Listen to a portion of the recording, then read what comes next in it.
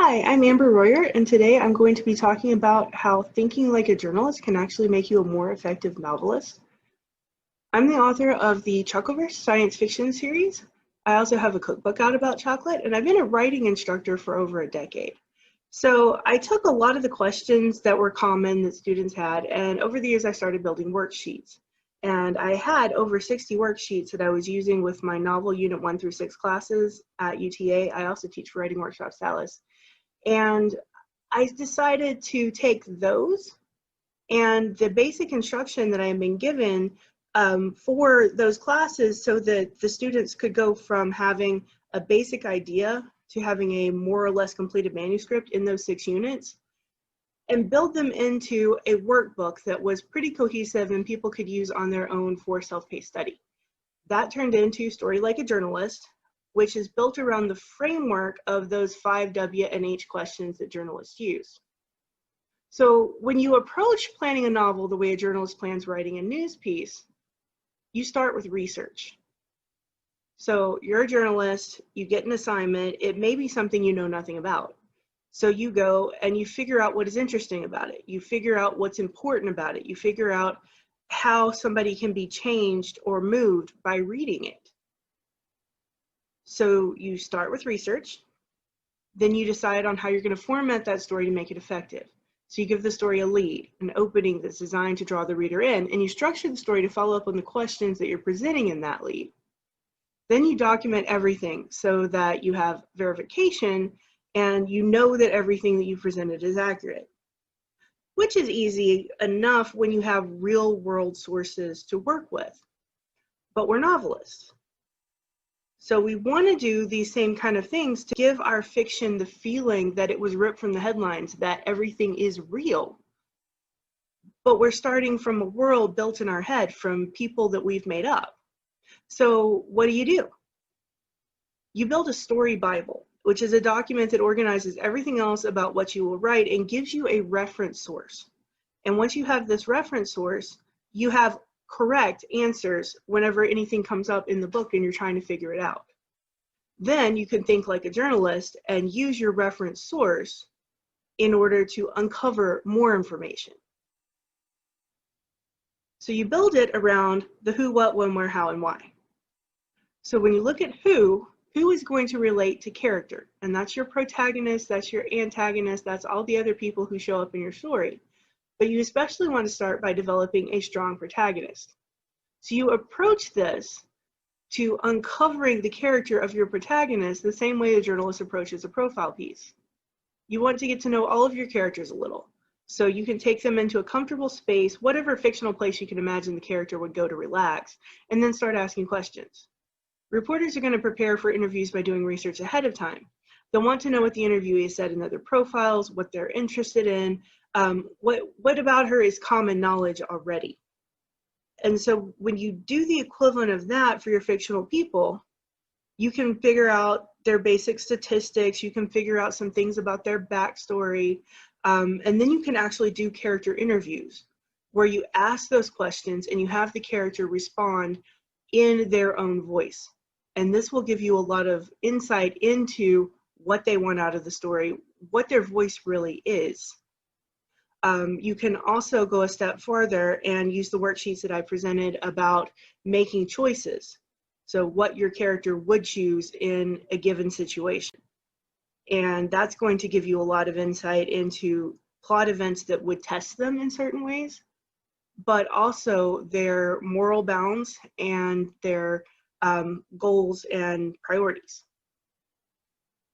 So you fill out that for your protagonist, you figure out a bit more information on how your antagonist fits as a foil to your protag, fill in the rest of your cast. Once you know who, you're ready to move on to what.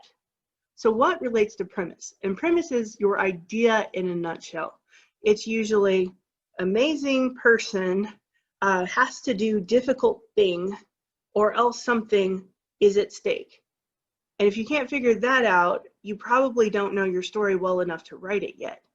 So who is doing what and why kind of comes back to what. Because if there is no what and you just have a character wandering around in your world, you don't really have a story. What you have is a situation.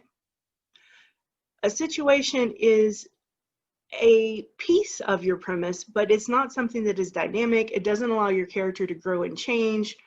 Even if the character does display problem-solving skills within a situation, they're not actually arcing. They're not becoming someone new.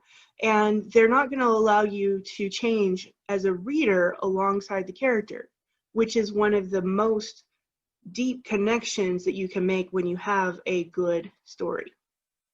So when you look at your premise, you want to treat it like it's the thesis statement for an essay. If you have an apple seed and you plant it, you're going to get an apple tree. Everything else is going to grow out of that seed. So with an essay, if you have a thesis statement, every paragraph is going to be built to support that statement.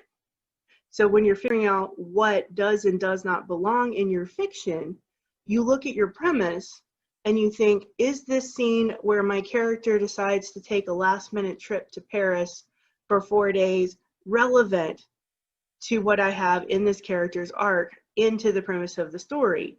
And if you know that the story is about Paris, then yes, it's definitely relevant. If the story is about what the character learns at home, then this may be the wrong thing to add. So you look at that and it gives you parameters for the scenes that you're going to design, for the characters that are going to show up, because you know what your story is about. You approach refining your premise the same way a journalist approaches a news story. They sort through the subject matter to find out what about their assigned topic is both interesting and important. They look at the topic from different angles to determine the best approach in defining what is and is not part of the story. They research and interview folks until they find the pertinent details of the situation that led to the news event. Then they decide what literary devices will make their story more meaningful. You can do all of those things for your novel. You can focus on intentionally building a lead, intentionally building those hook paragraphs at the beginning, the pieces that are going to draw us into why your angle, why your take on your novel is different from similar novels in your same genre. Knowing what literary devices you want to weave in ahead of time, if you have some ideas on symbols and things like that, it can make the story more meaningful because you did it intentionally rather than just allowing symbols to show up later. So once you know that, and you know who, you know what, then you need to know when and where. And this is going to relate to your setting. So you want to approach setting the same way a journalist approaches making a documentary. Journalists research first to find out what is important about a place's history and why people choose to visit it.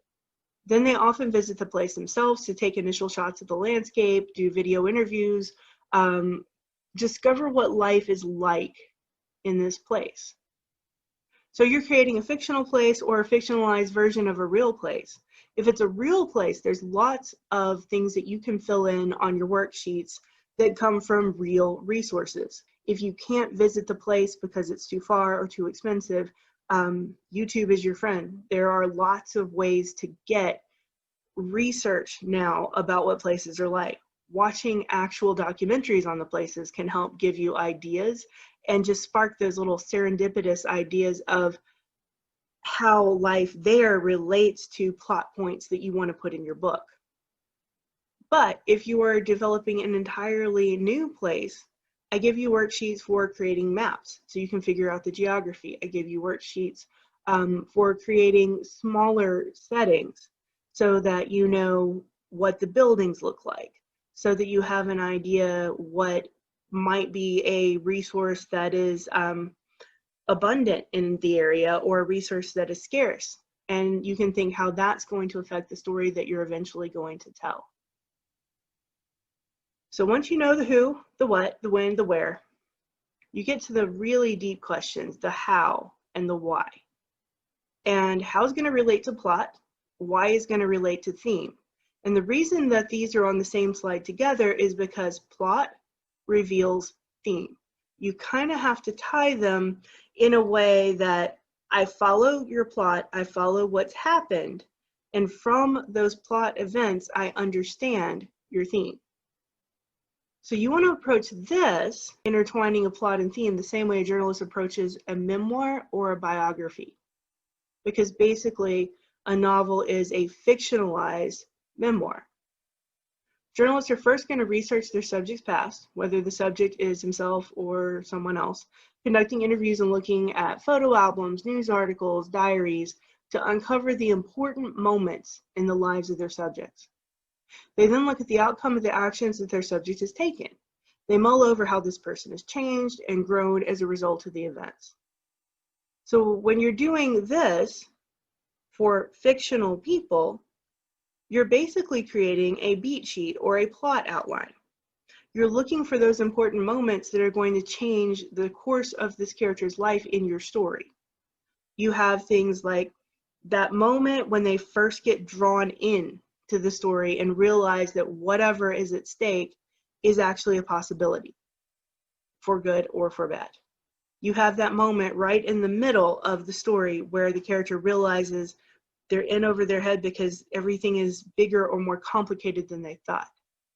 You have that moment towards the end where everything feels lost and the character almost gives up and actually does give up for a moment, and then something happens to help them rally. You look at the outcome of the actions. Who gets what at the end of the story? Do they wind up with love? Do they wind up with money? What is the most important thing? What lie about themselves did they believe that has now been tossed away? And that's where you find your theme. So I give you worksheets that allow you to look at your plot in different ways. Whether you're trying to build a standard beat sheet or you're trying to look at the hero's journey and make your characters come full circle on their emotional arcs. You look at themes that are important to you and how you might be able to weave them into your story. And once you have all of that and you filled it out in your worksheets, you should have a pretty extensive document that you can refer back to. But if you are more of a pantser rather than a plotter and you like to discovery write, you can also use this workbook.